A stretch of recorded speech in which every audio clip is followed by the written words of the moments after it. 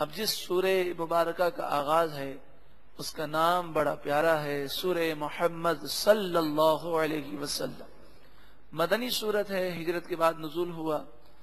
قرآن پاک کی ترتیب کے اعتبار سے 47 نمبر ہے، نزول کے اعتبار سے 95 نمبر ہے۔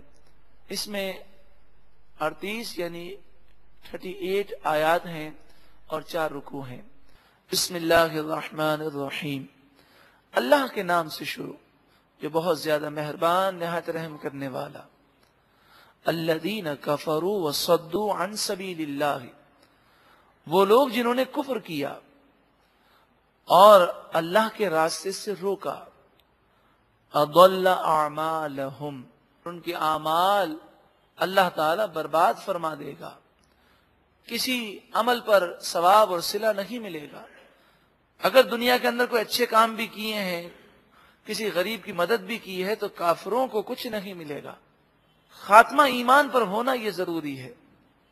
والذین آمنوا وعملوا الصالحات، اور وہ لوگ جو ایمان لائے اور انہوں نے اچھے عمل کیے۔ وآمنوا، اور وہ ایمان لائے، بما نزل علی محمد، اس کلام پر جو نازل کیا گیا محمد صلی اللہ علیہ وسلم پر۔ وَهُوَ الْحَقُّ مِنْ رَبِّهِمْ، وہ کلام جو ان کے رب کی طرف سے سچا ہے۔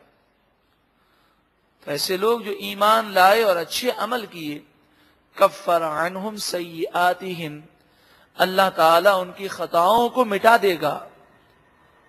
وَأَصْلَحَ بَالَهُمْ، اور ان کے کام سنوار دے گا۔ یعنی کوئی سچی پکی توبہ کرے تو اللہ رب العالمین دنیا میں بھی اس کی مدد فرمائے گا اور آخرت میں بھی اس کی مدد فرمائے گا۔ وَأَصْلَحَ بَالَهُمْ، بگڑے ہوئے کام بن جائیں گے، آئی ہوئی بلائیں ٹل جائیں گی۔ سچی پکی توبہ کرنے سے انسان بے شمار پریشانیوں سے نجات پا جاتا ہے۔ اللہ تعالی ہمیں بھی بار بار سچی پکی توبہ کرنے کی توفیق عطا فرمائے۔ ذالک بأن الذین کفروا اتبعوا الباطل، ذالک اصل بات یہ ہے، بأن الذین کفروا اتبعوا الباطل، کہ کافروں نے باطل کی پیروی کی، غلط باتوں کے پیچھے کافر چلے۔ وَأَنَّ الَّذِينَ آمَنُوا اتَّبَعُوا الْحَقَّ مِنْ رَبِّهِمْ، اور بے شک وہ لوگ جو ایمان لائے انہوں نے اپنے رب کی طرف سے آئے ہوئے حق کی پیروی کی۔ تو اب یہ دونوں برابر تو نہیں ہیں، اسی لیے ان کا انجام بھی الگ الگ ہوگا۔ کذالک، اسی طرح، یضرب اللہ للناس امثالہم، اللہ تعالی لوگوں کے لیے ان کی مثالیں بیان کرتا ہے۔ فَإِذَا لَقِيتُمُ الَّذِينَ كَفَرُوا، پھر جب تمہاری ملاقات کافروں سے ہو میدان جنگ میں، فَضَرْبَ الرِّقَابِ، تو ان کی گردنوں پر تلواروں کے وار کرو۔ حَتَّى إِذَا أَثْخَنْتُمُوهُمْ، یہاں تک کہ جب تم ان کے خون کو اچھی طرح بہا دو۔ فَشُدُّ الْوَثَاقَ، تو مضبوطی کے ساتھ انہیں باندھ دو، یعنی جو کافر بچ جائیں انہیں قید کر لو۔ فَإِمَّا مَنًّا بَعْدُ، پھر تمہاری مرضی ہے بعد میں احسان کر کے انہیں چھوڑ دو۔ وَإِمَّا فِدَاءً، یا چاہو تو ان سے فدیہ لے لو اور مال کے بدلے میں چھوڑو۔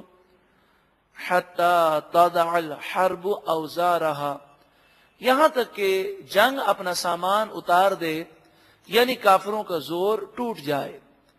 ذالک، یہ ساری باتیں اس طور پر ہیں، وَلَوْ يَشَاءُ اللَّهُ لَانْتَصَرَ مِنْهُمْ، اگر اللہ تعالی چاہتا تو خود ہی ان سے بدلہ لے لیتا، تمہیں تلوار چلانے کی اور مقابلہ کرنے کی ضرورت نہ ہوتی، لیکن یہ اللہ کی مشیت ہے کہ تم اللہ کی راہ میں جہاد کرو اور تمہیں ثواب ملے۔ اس لیے رب العالمین نے تمہیں اس چیز کا اختیار دیا، وہ چاہے تو کوئی کافر ایک قدم نہ چل سکے۔ وَلَٰكِن لِيَبْلُوَ بَعْضَكُم بِبَعْضٍ، ہاں لیکن تاکہ اللہ تعالیٰ تمہارے ایک کو دوسرے کے ساتھ آزمائے کہ کون اللہ کا فرما بردار ہے، کون اللہ کی راہ میں جانے اور اپنے مال قربان کرتا ہے۔ والذین قتلوا فی سبیل اللہ، اور وہ لوگ جو اللہ کے راستے میں مارے جائیں یعنی شہید ہو جائیں، فلن یضل اعمالہم، تو ان کے اعمال ہرگز ضائع اللہ تعالیٰ نہیں فرمائے گا، ان کو اچھے اعمال کا صلہ دیا جائے گا۔ سیہدیہم، ان قریب اللہ تعالیٰ انہیں جنت کی راہ دکھائے گا۔ ویصلح بالہم، اور ان کے کاموں کو سنوار دے گا، یہاں تک کہ شہید کے سارے گناہ بخش دیے جاتے ہیں۔ لیکن حدیث پاک میں الا الدین، قرضہ معاف نہیں ہوتا، قرض کے علاوہ سارے صغیرہ و کبیرہ گناہ شہید کے معاف کر دیے جاتے ہیں۔ وَيُدْخِلُهُمْ، اور اللہ تعالیٰ ایسے لوگوں کو جو اللہ کی راہ میں اپنی جان کا نذرانہ دیں، وَيُدْخِلُهُمُ الْجَنَّةَ، اللہ تعالیٰ انہیں ایسے ہی جنت میں داخل فرمائے گا، عرفہا لہم، جسے وہ پہچانیں گے۔ اللہ تعالیٰ اس جنت کی پہچان انہیں کروائے گا، یعنی جنت میں جائیں گے تو وہ ایسا محسوس کریں گے کہ جیسے ہمیشہ سے جنت میں ہی رہتے تھے، ان کے لیے وہ مقام اجنبی نہیں ہوگا۔ یا ایھا الذین آمنوا، اے ایمان والو، ان تنصروا اللہ، اگر تم اللہ کی مدد کرو، یہ لفظی معنی ہے، یا مراد ہے اللہ کے دین کی مدد کرو، ینصرکم، تو اللہ تمہاری مدد فرمائے گا، وَيُثَبِّتْ أَقْدَامَكُمْ، اور تمہارے قدموں کو مضبوط کر دے گا۔ یہاں پر دین اسلام کی خدمت کا حکم دیا گیا، اور یہ فرمایا گیا کہ جب انسان اسلام کی خدمت کرتا ہے تو رب العالمین اس کی مدد فرماتا ہے۔ اگر ہم یہ چاہتے ہیں کہ رب العالمین ہم پر رحمتوں اور برکتوں کی بارش فرمائے تو اپنی زندگی کو اسلام کے لیے صرف کر دیں۔ ہمارا دن، ہماری رات، ہماری صلاحیتیں، ہمارا مال خدمت قرآن کے لیے ہو، اسلام کی دعوت کے لیے ہو۔ اللہ رب العالمین ہمیں ایسی توفیق و سعادت عطا فرمائے۔ والذین کفروا، اور وہ لوگ جنہوں نے کفر کیا، فتعسل لہم، پس ان کے لیے تباہی ہے، وَأَضَلَّ أَعْمَالَهُمْ، اور ان کے اعمال اللہ تعالی برباد فرما دے گا، کسی عمل پر ثواب اور صلہ نہیں ملے گا جس کا خاتمہ کفر پر ہوگا۔ اے مالک و مولا، ہمیں ایمان کی سلامتی عطا فرما۔ ذَلِكَ بِأَنَّهُمْ كَرِهُوا مَا أَنزَلَ اللَّهُ فَأَحْبَطَ أَعْمَالَهُمْ، یہ اس وجہ سے کہ جس کلام کو اللہ نے نازل کیا انہوں نے اسے ناپسند کیا، بس اللہ نے ان کے اعمال کو برباد کر دیا۔ افلم یسیروا فی الارض، کیا وہ زمین میں نہیں چلے، فینظروا کیف کان عاقبۃ الذین من قبلہم، کہ وہ دیکھیں ان سے پہلے برے لوگوں کا انجام کیسا برا ہوا۔ دمر اللہ علیہم، اللہ نے ان پر عذاب کو نازل کیا۔ وَلِلْكَافِرِينَ أَمْثَالُهَا، اور کافروں کے لیے اسی کی مثل باتیں ہیں، یعنی جیسے پہلے لوگ تباہ ہوئے یہ بھی ایسی ہی تباہی کا شکار ہوں گے۔ اصل بات یہ ہے، ذَلِكَ بِأَنَّ اللَّهَ مَوْلَى الَّذِينَ آمَنُوا، اصل بات یہ ہے کہ مومنوں کا مددگار اللہ ہے، وَأَنَّ الْكَافِرِينَ لَا مَوْلَى لَهُمْ، اور کافروں کا کوئی مددگار نہیں۔ تو جب مہلت ختم ہوتی ہے تو کافر اللہ کے عذاب سے نہیں بچ سکیں گے۔ اللہ رب العالمین ہمیں اس قلیل دنیا میں رہتے ہوئے طویل ترین قبر و آخرت کی تیاری کرنے کی توفیق عطا فرمائے۔ ابتدا سورہ محمد صلی اللہ علیہ وسلم کی آیت نمبر 12 سے ہوگی، اور یہ اس سورہ مبارکہ کا دوسرا رکوع ہے، 26ویں پارے کا 6واں رکوع۔ ارشاد فرمایا، ان اللہ یدخل الذین آمنوا وعملوا الصالحات، وہ لوگ جو ایمان لائے اور انہوں نے اچھے عمل کیے، بے شک اللہ تعالی انہیں داخل فرمائے گا جنات تجری من تحتها الانہار، ایسی جنتوں میں جس کے نیچے نہریں رواں دواں ہوں گی۔ والذین کفروا، اور وہ لوگ جنہوں نے کفر کیا، یتمتعون، وہ دنیا کا فائدہ اٹھاتے ہیں، ویأکلون، اور کھاتے ہیں، کما تأکل الانعام، جیسے جانور کھاتے ہیں، کہ جن کی زندگی کا کوئی مقصد نہیں، کھانا پینا عیش کرنا اور مر جانا، ایسے ہی کافروں کی زندگی کا مقصد ہے کھانا پینا عیش کرنا اور مر جانا، تو یہ نفع اٹھاتے ہیں اور کھاتے ہیں جانوروں کی طرح۔ وَالنَّارُ مَثْوًى لَهُمْ، اور جہنم ہی ان لوگوں کا ٹھکانہ ہے۔ تو جسے جہنم کی آگ میں جلنا ہو تو چند لمحات کے لیے وہ اگر کچھ فائدہ اٹھا لے تو وہ یہ فائدہ کوئی حیثیت نہیں رکھتا۔ جسے بڑے بڑے فارم میں آپ دیکھیں جانور پالے جاتے ہیں، جنہیں اچھے سے اچھا کھلایا جاتا ہے، پلایا جاتا ہے، اچھی رہائش دی جاتی ہے، لیکن ان جانوروں کا انجام کیا ہے؟ جب یہ کچھ بڑے ہوتے ہیں تو انہیں ذبح کرنا ہے۔ جانور اپنے انجام سے غافل ہیں۔ حدیث پاک میں فرمایا کہ جتنا تم موت کو جانتے ہو، اتنا اگر جانور اپنی موت کو جانتے ہوتے تو کوئی فربا موٹا جانور تمہیں کھانے کو نہ ملتا۔ انسان کو کتنی معلومات ہے، اگر کسی کے بھائی کا انتقال ہوتا ہے، کسی کے والد کا انتقال ہے، تو کسی کے فلاں رشتہ دار کا انتقال ہے، تو وہ ان چیزوں کو سمجھتا ہے، شعور رکھتا ہے، کیسے وہ دنیا کے اندر مزے اڑاتا تھا، اب یہ دنیا سے چلا گیا۔ حالانکہ جانور اپنے ساتھی کو مرتا ہوا بھی دیکھتے ہیں، لیکن انہیں یہ شعور نہیں ہے کہ یہ کیا ہو گیا۔ آپ نے فرمایا اگر جتنا تمہیں شعور ہے موت کا، اتنی اگر معلومات جانوروں کو ہوتی تو کوئی فربا جانور، موٹا جانور تمہیں کھانے کو نہ ملتا۔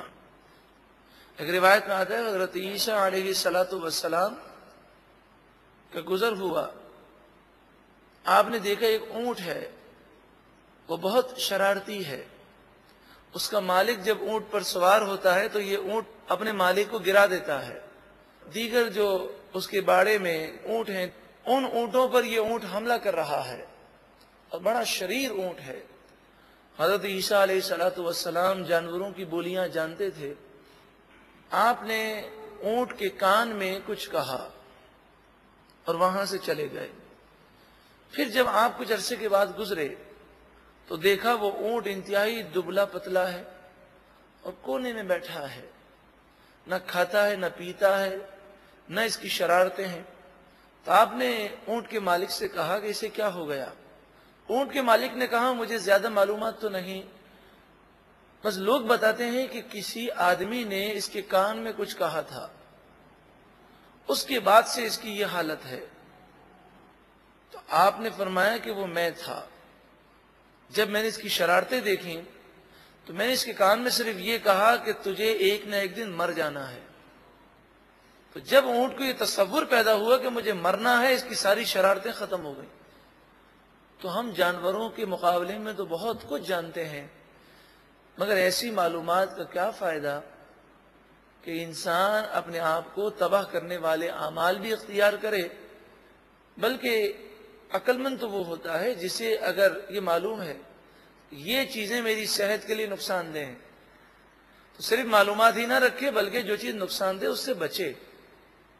اگر ہم اپنے آپ کو تباہی کرنے والے اعمال کی طرف لے جاتے رہیں گے تو پھر یہ کھانا پینا، عیش و عشرت کرنا ایسا ہی ہوا جیسا کہ کافروں کے متعلق فرمایا کہ کھاتے ہیں پیتے ہیں کما تأکل الانعام، جیسے کہ جانور کھاتے پیتے ہیں۔ وَكَأَيٍّ مِّن قَرْيَةٍ هِيَ أَشَدُّ قُوَّةً مِّن قَرْيَتِكَ الَّتِي أَخْرَجَتْكَ۔ نبی اکرم صلی اللہ علیہ وآلہ وسلم جب ہجرت کرنے لگے اور مکہ مکرمہ چھوڑ کر جانے لگے، آپ کو مکہ مکرمہ سے بڑی محبت ہے، آپ نے وہاں پر 53 سال گزارے، وہاں پر خانہ کعبہ ہے، حجر اسود ہے، مقام ابراہیم ہے، صفا مروہ کی پہاڑیاں ہیں۔ مکہ کی سرزمین وہ سرزمین ہے کہ جہاں پر نبی اکرم صلی اللہ علیہ وآلہ وسلم سے پہلے آنے والے کئی انبیاء نے اپنے وقت کو گزارا اور اس سرزمین کو فیض دیا۔ نبی اکرم صلی اللہ علیہ وآلہ وسلم مکے سے محبت فرماتے ہیں۔ جب آپ نکلنے لگے تو آپ کی آنکھوں میں آنسو تھے اور آپ نے مکہ مکرمہ کی طرف رخ کیا اور فرمایا، شہر مکہ، چونکہ یہاں پر بیت اللہ ہے، کیونکہ تمام شہروں میں تو اللہ کے نزدیک محبوب ہے، تو مجھے بھی تجھ سے محبت ہے، میں کبھی یہ چھوڑ کر نہ جاتا، مگر افسوس میری قوم نے مجھے یہاں رہنے نہ دیا، کیونکہ کافر نبی اکرم صلی اللہ علیہ وآلہ وسلم اور اسلام کے خلاف مسلسل سازشیں کرتے رہے، تو اللہ تعالیٰ کا حکم ہوا کہ آپ مکہ مکرمہ چھوڑ دیں۔ اس موقع پر یہ آیت کریمہ نازل ہوئی، وَكَأَيٍّ مِّن قَرْيَةٍ، اور بہت ساری بستیاں، ہِيَ أَشَدُّ قُوَّةً مِّن قَرْيَتِكَ، جو اس مکہ مکرمہ سے بھی زیادہ طاقتور تھیں، یعنی بہت ساری بستیاں جن کے رہنے والے کفار مکہ سے زیادہ طاقتور تھے۔ الَّتِي أَخْرَجَتْكَ، وہ بستی جس کے رہنے والوں نے آپ کو شہر سے نکال دیا اور آپ ہجرت کر رہے ہیں، یہ اہل مکہ، یہ کافر جس قدر طاقتور ہیں اس سے زیادہ طاقتور لوگ تھے۔ اہلکناہم، ہم نے انہیں ہلاک کیا، فلا ناصر لہم، پس ان کا کوئی مددگار نہ ہوا۔ ایسا ہی حال ان اہل مکہ کا ہوگا۔ نبی اکرم صلی اللہ علیہ وآلہ وسلم جب مدینہ منورہ پہنچے اور مدینے کے لوگ جس محبت اور الفت کے ساتھ پیش آئے، تو آپ نے دعا کی، اے مالک و مولا، ابراہیم علیہ السلام نے مکے کو حرم قرار دیا، میں مدینے کو حرم قرار دیتا ہوں۔ اے پروردگار، جو برکتیں تو نے مکے میں دی ہیں اس سے دگنی برکتیں مدینے میں عطا فرما۔ پھر نبی اکرم صلی اللہ علیہ وآلہ وسلم فتح مکہ کے بعد جب مکہ مکرمہ فتح ہوا تو آپ مکے میں گئے، اور فتح مکہ کے بعد حج کے لیے بھی مکے میں گئے، مگر آپ نے پھر مکے میں سکونت اور رہائش اختیار نہ فرمائی، آپ نے مدینہ منورہ کو پسند فرمایا، اور انبیاء علیہم الصلاۃ والسلام کے متعلق یہ قاعدہ کلیہ ہے۔ ایک ضابطہ یاد رکھیں کہ نبی کا جب وصال ہوتا ہے تو وصال سے پہلے ان سے اجازت طلب کی جاتی ہے کہ آپ اجازت دیں تو آپ کی روح قبض کی جائے۔ وہ جب اجازت دیتے ہیں تو یہ پوچھا جاتا ہے کہ آپ کو دنیا کے اندر کون سا مقام سب سے زیادہ محبوب ہے، تو نبی کا وصال اس مقام پر ہوتا ہے جو نبی کو سب سے زیادہ محبوب ہوتا ہے۔ تو آج جہاں پر سرکار دو عالم صلی اللہ علیہ وسلم کا روضہ اقدس ہے، یہی وہ مقام ہے جہاں پر حضور کا وصال ہوا۔ تو حضور صلی اللہ علیہ وآلہ وسلم کے وصال اس مقام پر ہونا اس بات کی دلیل ہے کہ نبی اکرم صلی اللہ علیہ وسلم کو یہ مقام سب سے زیادہ محبوب ہے۔ اس مقام پر نبی اکرم صلی اللہ علیہ وسلم کا حجرہ مبارک تھا، تو آپ اکثر فرماتے، آپ کی حدیث پاک ہے کہ یہاں سے لے کر میرے منبر تک یہ جو زمین کا حصہ ہے یہ جنت کا ٹکڑا ہے، اور محدثین نے فرمایا کہ یہ جنت کا ٹکڑا ایسے ہے کہ یہ جب قیامت قائم ہوگی تو یہ ٹکڑا جنت میں ہوگا، یعنی یہ ٹکڑا جنت میں پہنچایا جائے گا۔ زمین کو فنا ہے لیکن اس ٹکڑے کو فنا نہیں ہے، اور فرمایا کہ جو اس جگہ پر پہنچ جائے وہ یہ سمجھے گویا کہ وہ جنت کے باغ میں پہنچ گیا۔ تو مدینہ منورہ بھی افضل ہے، مکہ بھی افضل ہے. ہمیں مکے سے بھی پیار ہے، مدینے سے بھی پیار ہے، بلکہ اس مقام سے پیار ہے جس مقام سے ہمارے آقا دو جہاں صلی اللہ علیہ وسلم گزرے. آپ کے قدم مبارک جہاں پر لگے، صحابہ کرام، اولیاء اور انبیاء کے قدم مبارک جہاں جہاں لگے، ہر اس مقام سے الحمدللہ ہم مسلمانوں کو پیار ہے. چونکہ جس سے محبت ہوتی ہے اس سے وابستہ ہر چیز سے انسان کو محبت ہو جاتی ہے.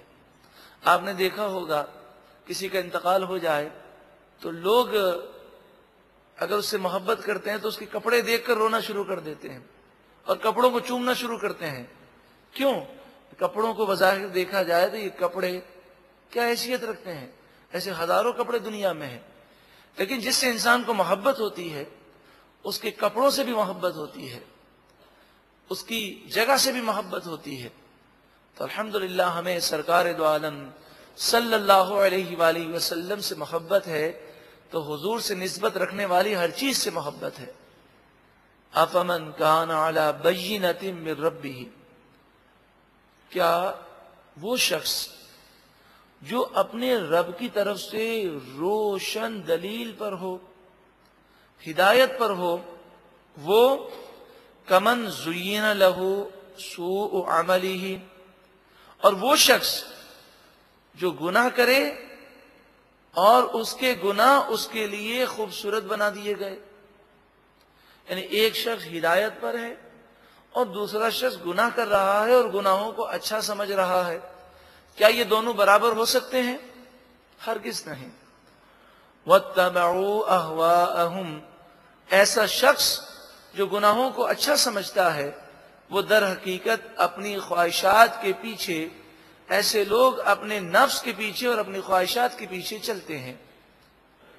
مثل الجنت التي وعد المتقون، اس جنت کی مثال کہ جس کا وعدہ متقی پرہیزگار لوگوں سے کیا گیا، اس جنت کا حال یہ ہے فیہا انہار من ماء غیر آسن،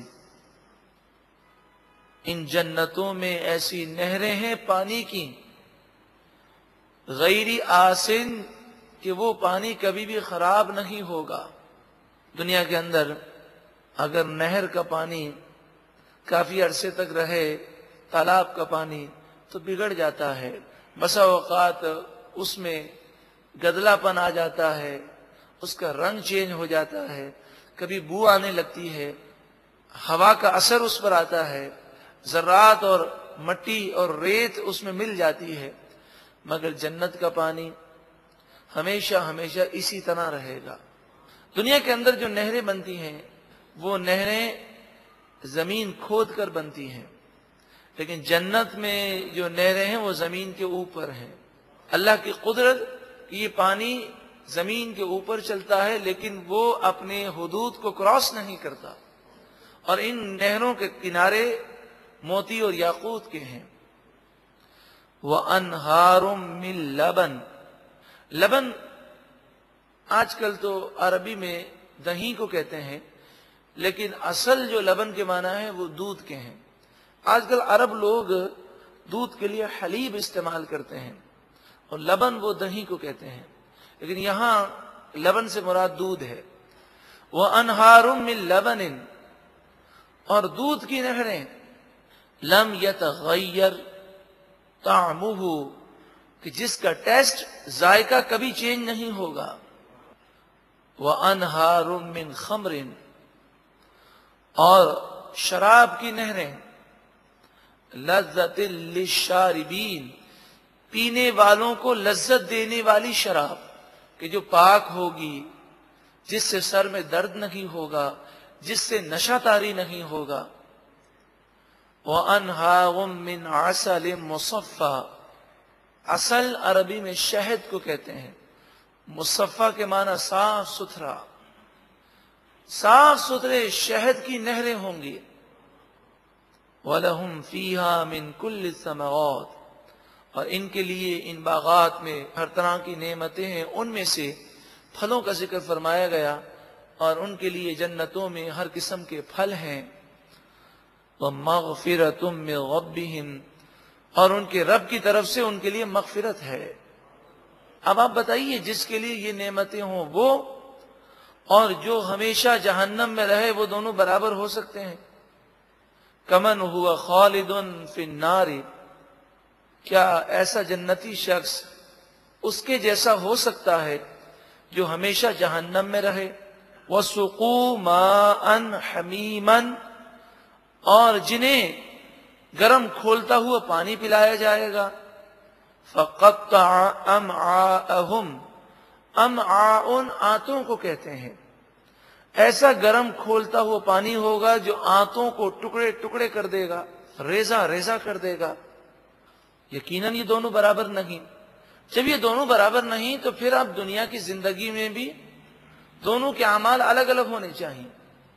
جنتیوں جیسے اعمال اختیار کریں، اگر دنیا کے اندر ہم اعمال کریں کافروں جیسے، ہماری حرکتیں اور ہمارے معاملات کافروں اور گناہ گاروں جیسے ہوں، اور ہم کہیں پھر آخرت کے اندر ہمیں حصہ ملے متقیوں جیسا، کہ جو اللہ کی بارگاہ میں عاجزی کرنے والے، اللہ کے فرما بردار ہیں، ایسی سوچ شیطانی سوچ ہے۔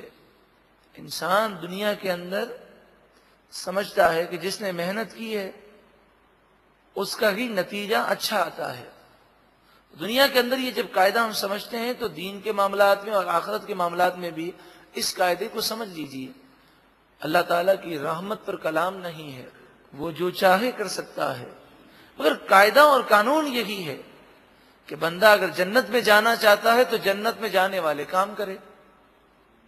وَمِنْهُمْ مَن يَسْتَمِعُ إِلَيْكَ، ان میں سے بعض وہ ہیں جو آپ کی بات کان لگا کے سنتے ہیں، آتے ہیں آپ صلی اللہ علیہ وسلم کی باتیں بڑے غور سے سنتے ہیں، حتیٰ یہاں تک کہ اذا خرجوا من عندک، وہ آپ کے پاس سے نکل کر جاتے ہیں، قالوا، تو وہ کہتے ہیں، للذین اوتوا العلم، ان لوگوں سے کہتے ہیں جنہیں علم دیا گیا، یعنی صحابہ کرام سے جا کر یہ منافقین کہتے ہیں، ماذا قال آنفا، ابھی انہوں نے کیا فرمایا؟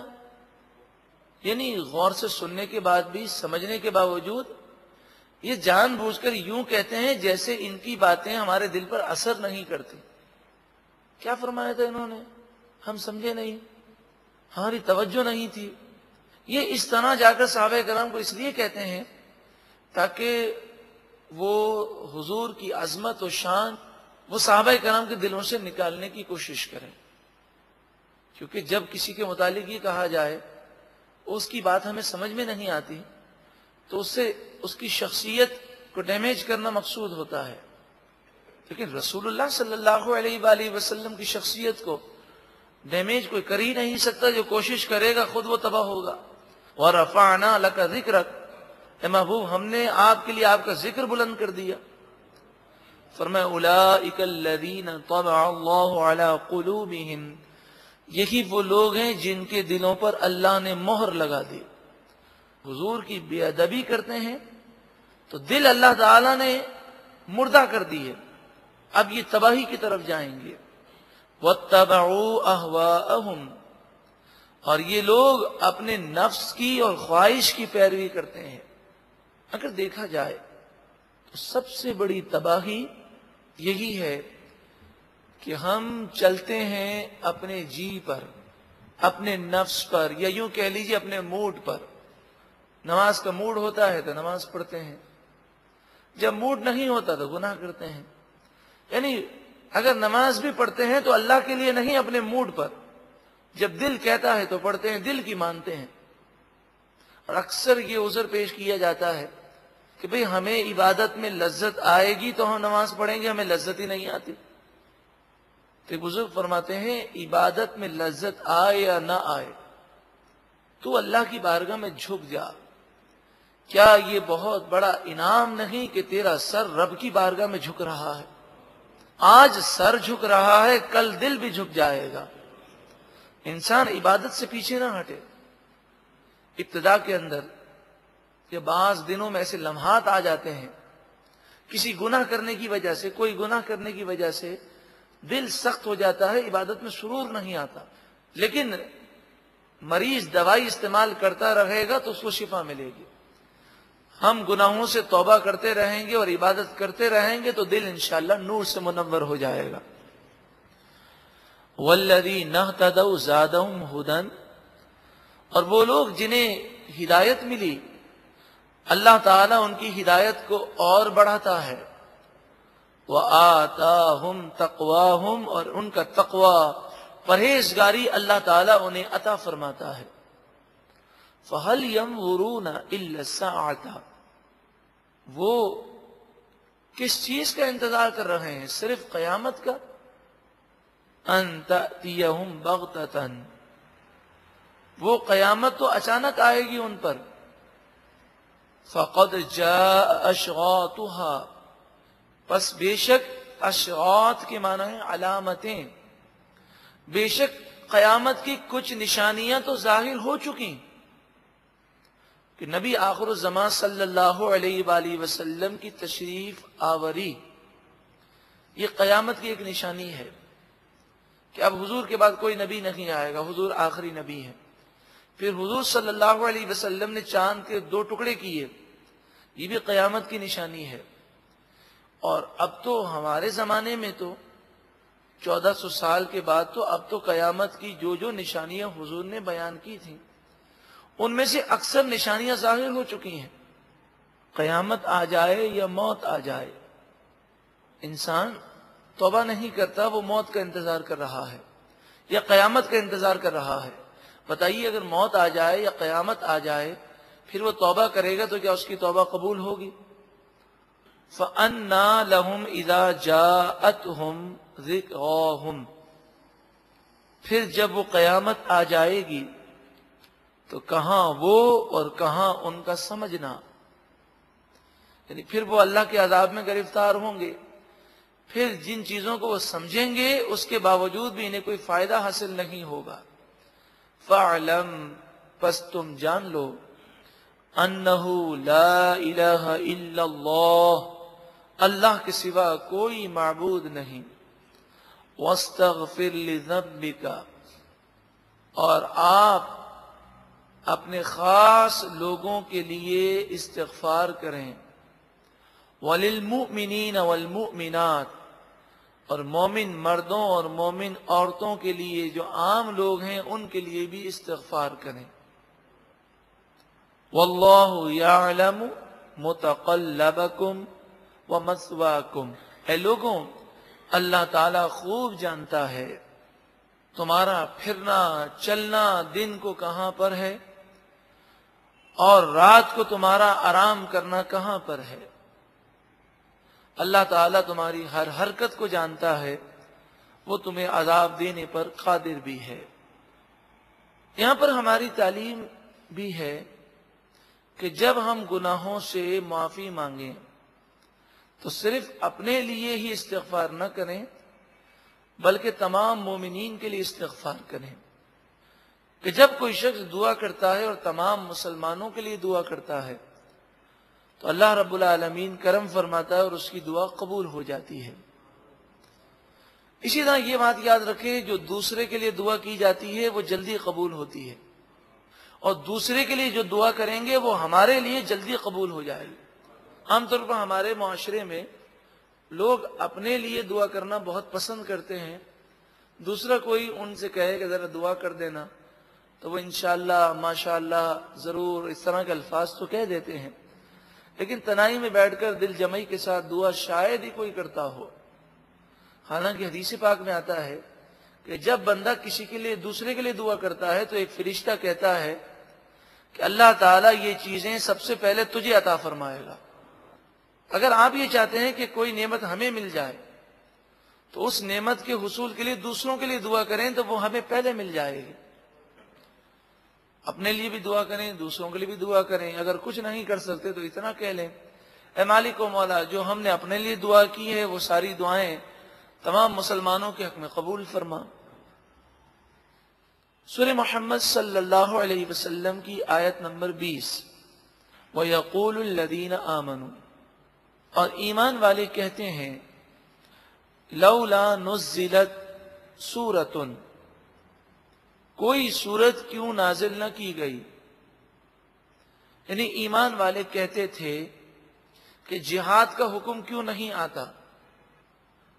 یہ تو جہاد کی محبت میں کہتے تھے، لیکن ان کے ساتھ کچھ منافقین بھی تھے جو ان کی دیکھا دیکھی کہتے تھے کہ جہاد کا حکم آئے تو ہم جہاد کریں، یہ کافر ہمیں بہت تنگ کرتے ہیں۔ فَإِذَا أُنزِلَتْ سُورَةٌ مُحْكَمَةٌ، پھر جب سورہ محکمہ مضبوط سورت جس میں جہاد کا حکم ہے نازل کی گئی، وَذُكِرَ فِيهَا الْقِتَالُ، اور اس میں جہاد کا ذکر کیا گیا، رَأَيْتَ الَّذِينَ فِي قُلُوبِهِمْ مَرَضٌ، تو تم دیکھو گے ان لوگوں کو جن کے دلوں میں بیماری ہے، منافقت ہے، يَنْظُرُونَ إِلَيْكَ نَظَرَ الْمَغْشِيِّ عَلَيْهِ مِنَ الْمَوْتِ، جب آپ انہیں جہاد کا حکم پڑھ کر سناتے ہیں تو وہ آپ کو ایسے دیکھتے ہیں جیسے کسی کو موت کا حکم سنایا جا رہا ہو، جس کے موت کے وارنٹ جاری ہو رہے ہوں۔ مغشی کے معنی ہے جس پر موت چھائی ہوئی ہو، وہ جیسے دیکھتا ہے کہ اس کی آنکھوں میں گھبراہٹ ہے، ایسے ہی جہاد سے ڈرتے ہیں۔ لیکن مومن ایسا نہیں کرتے، مومن جانتے ہیں کہ گھر پر بیٹھے ہوں کہ میدان جنگ میں ہوں، موت اسی وقت آئے گی جبکہ موت لکھی ہے۔ فَأَوْلَىٰ لَهُمْ طَاعَةٌ، پس ان لوگوں کے لیے بہتر یہی ہے کہ وہ فرما برداری کریں، وَقَوْلٌ مَعْرُوفٌ، اور اچھی باتیں کہیں، بزدلی والی باتیں نہ کریں، لوگوں کے حوصلوں کو وہ بلند کریں۔ فَإِذَا عَزَمَ الْأَمْرُ، پھر جب معاملہ پختہ ہو گیا، یعنی جہاد کا جب فیصلہ کر دیا گیا تو انہیں چاہیے کہ وہ اس فیصلے کو تسلیم کریں۔ فَلَوْ صَدَقُوا اللَّهَ لَكَانَ خَيْرًا لَهُمْ، پس اگر وہ اللہ کے لیے سچے رہتے، انہوں نے پہلے یہ کہا تھا کہ جہاد کا حکم نازل ہو جائے، جب نازل ہو گیا تو یہ اپنے اس بات کی سچائی کو ثابت کرتے اور خوشی کا اظہار کرتے تو یہ ان کے لیے بہت بہتر تھا۔ یقیناً انسان مصیبت سے بچ نہیں سکتا، مگر انسان اگر مصیبت کے معاملات میں حوصلہ رکھے تو وہ مصیبت اس کے لیے آسان ہو جاتی ہے، اس سے نکلنا آسان ہوتا ہے۔ فی زمانہ ہم یہ تصور کریں، ایک طرف تو ہم یہ دعویٰ کرتے ہیں اور مومن کا دعویٰ یہی ہے کہ غلام ہے، نبی کے غلام ہیں، غلامی رسول میں موت بھی قبول ہے، یہ دعویٰ اپنی جگہ ہے، لیکن کبھی ایسا معاملہ آ جائے تو انسان اگر خوش دلی کے ساتھ اس حالات کا مقابلہ کرے تب ہی وہ کامیاب ہوگا، ورنہ جو ہونا ہے وہ تو ہو کر رہے گا۔ اگر وہ خوش دلی کے ساتھ دنیا سے نہیں جائے گا تو اسے شہادت کا رتبہ تو نہیں ملے گا۔ فَهَلْ عَسَيْتُمْ إِن تَوَلَّيْتُمْ أَن تُفْسِدُوا فِي الْأَرْضِ، پھر کیا تمہارے انداز ایسے ہیں کہ اگر تمہیں حکومت مل جائے، اقتدار مل جائے تو تم زمین میں فساد کرو گے؟ یہ مسلمانوں کی ایک عادت ہمیشہ سے رہی ہے۔ نیک لوگ جو ہیں وہ تو ہر حال میں اللہ کو یاد کرتے ہیں، لیکن ہمارے جیسے گناہگار لوگوں کی عادت ہے کہ جب دشمن حاوی ہوتا ہے تو یہ متحد ہوتے ہیں، اور جب دشمن کا خوف ختم ہو جاتا ہے تو یہ آپس میں لڑتے ہیں۔ یہ آپ ہمارے خاندانوں میں دیکھ لیجئے، ہمارے محلوں میں دیکھ لیجئے کہ جب کوئی حادثہ ہوتا ہے تو سب بڑے متحد ہو جاتے ہیں اور یوں آپس میں فساد اور جھگڑے برقرار رہتے ہیں۔ تو جب حکومت مل جائے گی اور غلبہ نصیب ہوگا اور دشمن کا خوف ختم ہو جائے گا تو پھر ایسے لوگ اس وقت خود آپس میں لڑنا اور زمین میں فساد کرنا شروع کر دیتے ہیں. تو آج بھی دیکھ لیجئے کہ مسلمان جہاں جہاں سکون سے ہیں وہاں ان کے آپس کے جھگڑے ہی ختم نہیں ہوتے، اور جہاں دشمن نے حملہ کیا ہے وہاں سب مسلمان مل کر دشمن کا مقابلہ کر رہے ہیں. وَتُقَطِّعُوا أَرْحَامَكُمْ، اور جب تمہیں حکومت ملے گی، غلبہ ملے گا، تو تم اپنے رشتوں کو کاٹ دو گے. ہم یہ بھی دیکھ رہے ہیں کہ جب آدمی غریب ہوتا ہے تو بڑا ملنسار ہوتا ہے، اور جب مالدار ہو جاتا ہے تو اسے رشتہ دار اچھے نہیں لگتے، وہ رشتے کاٹ کر ایک اپنی الگ دنیا بسانا چاہتا ہے. انسان کو ایسی حالت سے بچنا چاہیے. کمال اسے حاصل ہے کہ اس کے دل کی حالت یکساں رہے، مشکل میں بھی اللہ کی بارگاہ میں جھکا رہے اور خوشحالی کے ایام میں بھی اللہ کی بارگاہ میں جھکا رہے. اولئک الذین لعنہم اللہ، یہی وہ لوگ ہیں جن پر اللہ نے لعنت فرمائی. فاصمہم، پس اللہ نے انہیں بہرا کر دیا. واعمی ابصارہم، اور ان کی آنکھوں کو اندھا کر دیا. یعنی اللہ جب ان سے ناراض ہو گیا تو ان کے لیے تباہی مقدر کر دی گئی. افلا یتدبرون القرآن، کیا وہ قرآن پاک میں غور نہیں کرتے کہ قرآن دل کی سختی کو دور کرنے والا ہے؟ تو کیا وہ قرآن میں غور نہیں کرتے؟ کیوں نہیں کرتے غور؟ ام علی قلوب اقفالها، یا پھر ان کے دلوں پر تالے پڑے ہیں. اقفال قفل کی جمع ہے، قفل کے معنی تالے، قلوب کے معنی دل.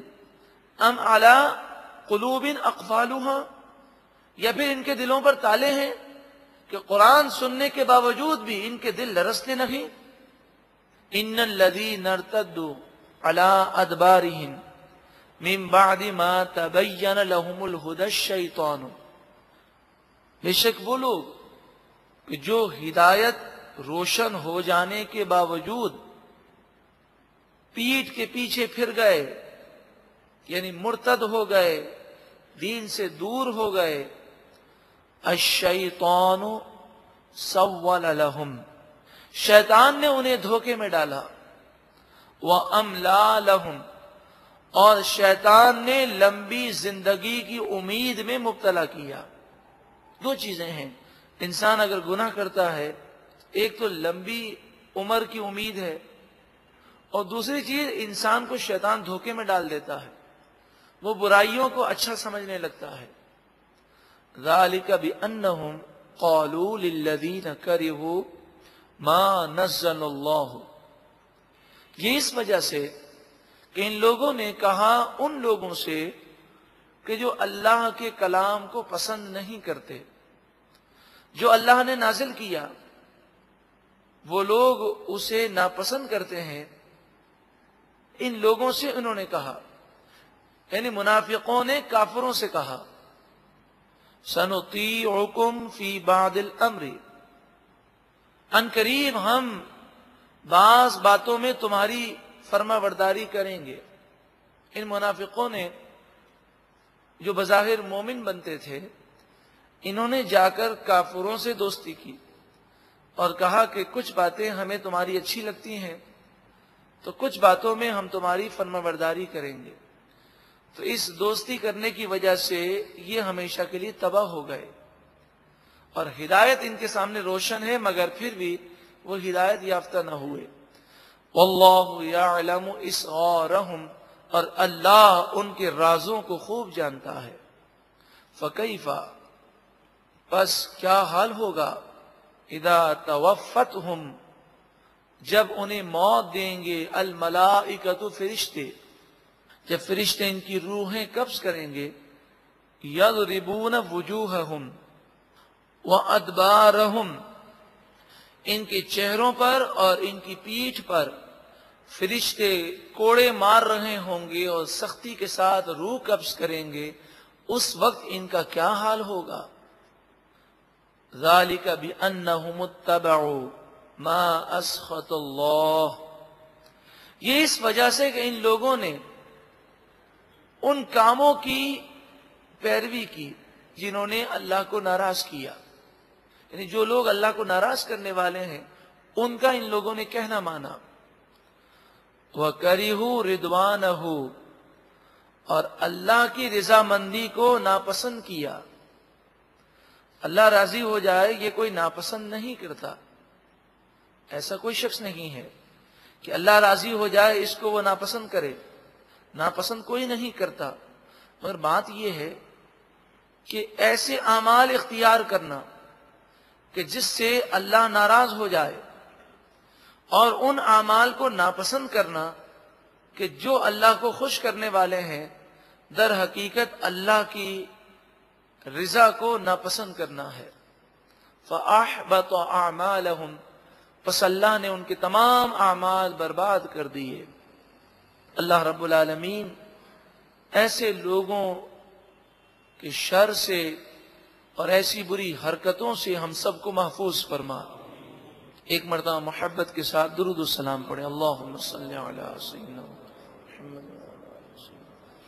محمد وبارک وسلم. سورہ محمد صلی اللہ علیہ وسلم، آیت نمبر 29. ام حسب الذین فی قلوبہم مرض، جن کے دلوں میں بیماری ہے کیا وہ یہ گمان کرتے ہیں، کیا وہ یہ سمجھتے ہیں الَّن یخرج اللہ ادغانہم، کہ ہرگز اللہ تعالی ان کی دشمنی کو ظاہر نہ فرمائے گا. یعنی منافقین یہ نہ سمجھیں کہ ان کی منافقت چھپ سکے گی، ان قریب اللہ تعالیٰ ان کی منافقت کو ظاہر کر دے گا. وَلَوْ نَشَاءُ لَأَرَيْنَاكَهُمْ، اور اگر ہم چاہتے ضرور ہم تمہیں یہ منافقین دکھا دیتے. فَلَا عَرَفْتَهُمْ بِسِيمَاهُمْ، پس ضرور اے محبوب صلی اللہ علیہ وسلم آپ ان منافقوں کو ان کے چہرے سے پہچانتے ہیں.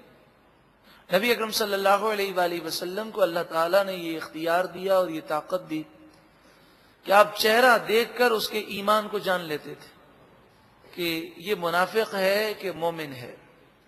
وَلَتَعْرِفَنَّهُمْ فِي لَحْنِ الْقَوْلِ، اور ضرور بضرور آپ انہیں پہچانتے ہیں ان کی بات کے انداز سے.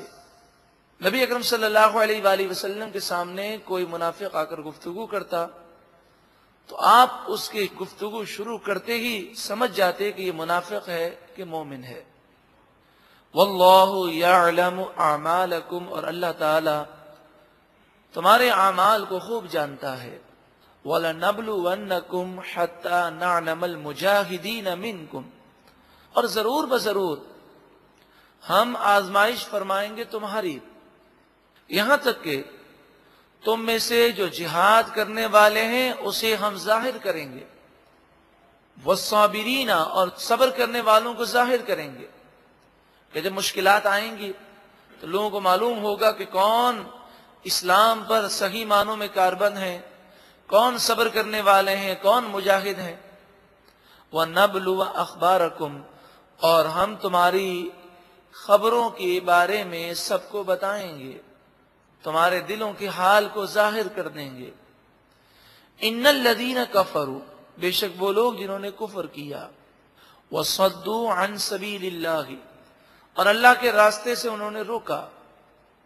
وشاقوا الرسول من بعد ما تبین لهم الہدی، ہدایت واضح ہو جانے کے باوجود انہوں نے رسول کی مخالفت کی.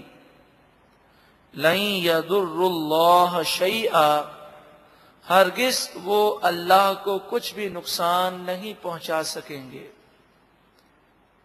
وہ خود اپنا نقصان کر رہے ہیں، بلکہ وہ دین اسلام کو بھی نقصان نہیں پہنچا سکتے. دین اسلام آج 1400 سال گزرنے کے باوجود قائم و دائم ہے. ایسے ایسے حالات آئے کہ محسوس ہوتا تھا کہ اب دین اسلام باقی نہ رہے گا. مگر دین اسلام پھیلتا رہا، آج بھی پھیل رہا ہے۔ اللہ تعالیٰ جس سے چاہے گا اس دین کی خدمت لے لے گا۔ اگر ہم اپنی صلاحیتیں دین اسلام کے لیے قربان نہیں کریں گے تو یہ ہمارا اپنا نقصان ہے۔ اللہ تعالیٰ ہمیں دین اسلام کی ترویج و اشاعت کے لیے کوششیں کرنے کی توفیق عطا فرمائے۔ وَسَيُحْبِطُ أَعْمَالَهُمْ، اور ان قریب اللہ تعالیٰ ان کے اعمال کو برباد فرما دے گا۔ دنیا میں جو انہوں نے اچھے کام کیے اس پر انہیں کوئی صلہ نہیں ملے گا۔ یا ایھا الذین آمنوا، اے ایمان والوں، اللہ تعالیٰ ایمان والوں سے فرماتا ہے اطیعوا اللہ، اللہ کی اطاعت کرو، وَأَطِیعُوا الرَّسُولَ، اور رسول کی اطاعت کرو۔ جب اللہ کا حکم ہے تو مومن تو اپنے سر کو جھکا دیتا ہے۔ اللہ تعالیٰ فرماتا ہے اللہ کی اطاعت کرو، رسول کی اطاعت کرو، کیا اب اس کے بعد بھی ہم اللہ اور اس کے رسول کی نافرمانی کیا کر سکتے ہیں؟ اللہ رب العالمین کی بارگاہ میں دعا ہے کہ ہمیں اپنی اور اپنے محبوب کی اطاعت کی توفیق عطا فرما۔ وَلَا تُبْطِلُوا أَعْمَالَكُمْ، اور اپنے اعمال کو برباد نہ کرو، کہ گناہ کرنے سے اعمال برباد ہو جاتے ہیں، گناہ کرنے سے ایمان ضائع ہو جاتا ہے، اور جب ایمان ضائع ہو جائے تو ساری نیکیاں برباد ہو جاتی ہیں۔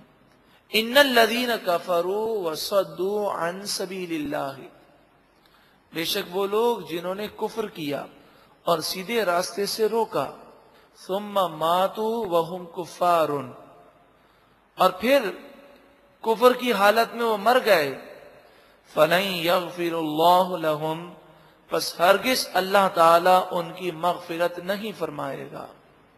فلا تہنوا، اے مومنو تم سستی نہ کرو۔ جب دشمنان اسلام کے خلاف سازش کرنے میں سستی نہیں کرتے تو اے مومنو تم اسلام کو پھیلانے میں سستی کیوں کرتے ہو؟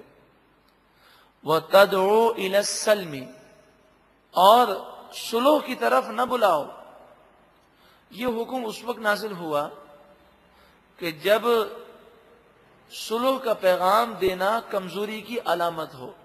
مراد یہ ہے کہ بسا اوقات کافروں کے سامنے جا کر ہم کہیں کہ بھئی آپ ہم سے صلح کر لیں تو وہ اور زیادہ متکبر ہو کر حملہ کرتے ہیں۔ تو آپ نے دیکھا ہوگا کہ جنگی حکمت عملی کے اندر یہ بھی ہے کہ یہ کہنا پڑتا ہے کہ ہم منہ توڑ جواب دیں گے۔ اگر بار بار صلح اور امن کا پیغام دیا جائے تو سامنے والا کمزوری محسوس کرتا ہے۔ تو یہ مسلمان اور کافروں کی جب جنگ ہوتی ہے تو اس میں بسا اوقات ایسے لمحات آتے ہیں۔ تو مفسرین فرماتے ہیں کہ صلح کا پیغام دینا اور امن کا پیغام دینا اور مذاکرات کی دعوت دینا اس وقت منع ہے جب یہ محسوس ہو کہ کافر اسے ہماری کمزوری سمجھے گا۔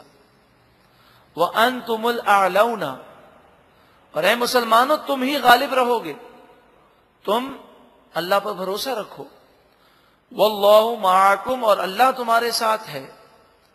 وَلَن يَتِرَكُمْ أَعْمَالَكُمْ، اور اللہ تعالی ہرگز تمہارے اعمال کو نقصان نہیں دے گا، تمہارے اعمال اللہ تعالی برباد نہیں فرمائے گا۔ انما الحیات الدنیا لعب ولہو، دنیا کی زندگی تو صرف کھیل کود ہے، یعنی کھیل کود کی طرح بے حیثیت بے وقت ہے، فضول زندگی ہے اگر اس زندگی کے اندر اللہ کو راضی نہ کریں۔ ویسے آپ دیکھیں کھیل شروع ہوتا ہے، بچے جب کھیلتے ہیں تو صبح سے لے کر شام تک وہ کھیلتے رہتے ہیں۔ اگر ہم شام کو ان کے پاس جائیں تو آپ کو وہاں پر کوئی عمارت کسی چیز کا وجود نظر نہیں آتا، بڑی محنتیں کی ہیں انہوں نے، لیکن کھیل کے اینڈ پر کسی چیز کا وجود نظر نہیں آتا۔ لیکن صبح سے شام تک اگر مزدور بھی کام کرے تو اس کا کام نظر آتا ہے۔ اسی طرح دنیا کا معاملہ ہے کہ پیدائش سے لے کر موت تک دنیا دنیا دنیا کرتا رہا، اور پھر جب مرے گا تو جس طرح دنیا میں آیا تھا خالی ہاتھ وہ قبر میں بھی خالی ہاتھ ہی جائے گا۔ ہاں نیک اعمال ہوں گے تو یہ دنیا یقیناً آخرت کی کھیتی ہے، نیک اعمال اختیار کرے گا تو یہ دنیا آخرت کی کھیتی بن جائے گی۔ وَإِن تُؤْمِنُوا، اور اگر تم ایمان لاؤ، وَتَتَّقُوا، اور تقوی اختیار کرو، یؤتکم اجورکم، اللہ تعالیٰ تمہیں تمہارے نیک اعمال کا صلہ عطا فرمائے گا، وَلَا يَسْأَلْكُمْ أَمْوَالَكُمْ، اور اللہ تعالیٰ تم سے تمہارے مال نہیں مانگتا۔ صرف و صرف اللہ کی راہ میں جو مال خرچ کرنے کا حکم ہے وہ بھی تمہاری بہتری کے لیے۔ تم سے یہ نہیں کہا جاتا کہ ایمان لاؤ اور سارا مال اللہ کی راہ میں دے دو اور خود اپنے پاس کچھ بھی نہ رکھو۔ إِن يَسْأَلْكُمُوهَا فَيُحْفِكُمْ تَبْخَلُوا، اگر اللہ تعالیٰ تم سے ان تمام مال کا مطالبہ فرماتا اور تم سے زیادہ طلب کرے تو ضرور تم بخل کرو۔ زکوٰۃ دینے میں کئی لوگ ہیں کنجوسی کرتے ہیں۔ اگر یہ حکم ہوتا کہ جو کماؤ سب اللہ کی راہ میں دے دو، صرف آج کا کھانا اور آج کی ضرورت رکھو، باقی سب اللہ کی راہ میں دو، یہ مستحب تو ہے لیکن فرض، یہ واجب نہیں۔ اگر یہ حکم ہوتا تو اکثر لوگ بخل کرتے، اور ایسا بھی ہو سکتا تھا کہ اکثر لوگ اس بخل کی وجہ سے ایمان ہی سے دور ہو جاتے، کیونکہ فرض کا انکار کرنا یہ کفر ہوتا ہے۔ وَيُخْرِجْ أَضْغَانَكُمْ، اور وہ بخل تمہارے دلوں کے میل ظاہر کر دے گا کہ تم ایمان زبان سے لاتے ہو، اللہ کے حکم پر جان بھی قربان ہے، اس کے زبانی دعوے ہیں، تم مال دینے کو تیار نہیں ہو۔ ہا انتم ہؤلاء تدعون لتنفقوا فی سبیل اللہ، ہاں تم وہی لوگ ہو جنہیں بلایا جاتا ہے کہ اللہ کی راہ میں تم مال خرچ کرو، اور یہ بھی کہا جاتا ہے کہ جتنا خرچ کرو گے اس سے 10 گنا دنیا میں دیا جائے گا، اور یہ بھی کم از کم ہے، 10 گنا سے بھی زیادہ اللہ تعالیٰ دینے پر قادر ہے۔ لیکن اس کے باوجود فَمِنْكُمْ مَنْ يَبْخَلْ، تم میں سے بہت سے ایسے لوگ ہیں جو کنجوسی کرتے ہیں، بخل کرتے ہیں۔ وَمَنْ يَبْخَلْ، اور جو کوئی بخل کرے گا، فَإِنَّمَا يَبْخَلُ عَنْ نَفْسِهِ، تو وہ خود اپنی ذات کے لیے بخل کرے گا، یعنی اس کا نقصان خود اسے ہے۔ وَاللَّهُ الْغَنِيُّ، اور اللہ تعالی غنی ہے، وَأَنْتُمُ الْفُقَرَاءُ، اور تم محتاج ہو، جب تم اس کی بارگاہ میں دو گے تو وہ تمہیں اور دے گا۔ نبی اکرم صلی اللہ علیہ وآلہ وسلم، آپ نے حضرت عائشہ صدیقہ رضی اللہ تعالی عنہا کو دیکھا کہ وہ اللہ کی راہ میں کچھ دینا چاہتی تھی اور مال کو گن رہی تھی کہ مجھے جتنے دینے ہیں اس سے زائد نہ چلے جائیں۔ جیسے ہم نے نیت کی ہو کہ 11 روپے دینے ہیں یا 15 روپے دینے ہیں، تو ہم 2-3 مرتبہ گنتے ہیں کہ کہیں 20 روپے نہ چلے جائیں۔ اگر اس نیت سے گنا جائے کہ 15 کی نیت کی ہے تو کہیں 10 نہ چلے جائیں تو وہ الگ چیز ہے۔ اسی طرح ہم زکوٰۃ دینے جاتے ہیں تو 1 لاکھ روپے کے 2500 روپے، تو پورے 2500 روپے گن کر دیتے ہیں۔ اگر یہ فکر ہو کہ کم نہ دے دیں تو اچھی چیز ہے، لیکن اکثر یہ ہوتا ہے کہیں غلطی میں زیادہ نہ چلے جائیں، تو ایسا سوچنا نہیں چاہیے، بلکہ اللہ کی راہ میں خوب خوش دلی کے ساتھ دینا چاہیے۔ جتنا اللہ کی راہ میں زیادہ دیں گے اتنا ہی زیادہ اللہ تعالی ہمیں عطا فرمائے گا۔ تو حضرت عائشہ گن رہی تھیں، نبی اکرم صلی اللہ علیہ وآلہ وسلم نے فرمایا، اے عائشہ گن کر نہ دو، اگر تم گن کر دو گی تو تمہیں روزی بھی محدود ملے گی، تم اللہ کی راہ میں بے حساب دو، اللہ بھی تمہیں بے حساب عطا فرمائے گا۔ اے لوگوں، تم اگر بخل کرو گے تو تمہارا نقصان ہے۔